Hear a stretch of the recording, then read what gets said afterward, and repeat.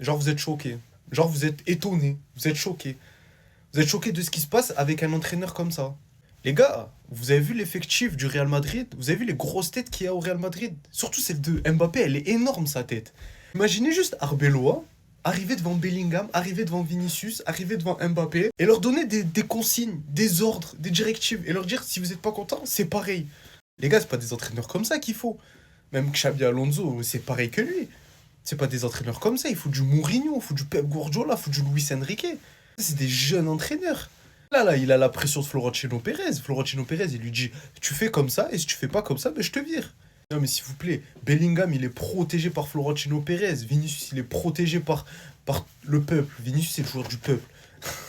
Le mec, il est fou, il sait plus qui il doit attaquer. Non mais, c'est pour ça qu'après, il y a des joueurs qui se permettent des choses qu'ils ont pas le droit de faire normalement. Tu te retrouves avec du Rodrigo qui ouvre sa bouche. Tu te retrouves avec Asensio qui casse la démarche devant les caméras comme un fou. À l'époque, Ramos, il aurait tarté Asensio dans les vestiaires. Il aurait dit frérot, tu as pété les plombs, tu te prends pour qui? Isco, il ouvrait sa bouche alors qu'Isco, il est titulaire indiscutable dans cette équipe. Frère, Ramos, il lui a dit ferme-la. Il lui dit ferme ta bouche. Et Modric, il lui dit oui, il a raison, tu fermes ta bouche et tu joues. Et si t'es pas content, tu pars en prêt. Si t'es pas content, mon pote, on te vend. C'était pour Isco, c'était pour James, c'était pour Morata, c'était des joueurs de fou comme ça. Là maintenant, t'as des petits caca qui se prennent pour des joueurs de fou, les gars, tranquille, la vérité, tranquille.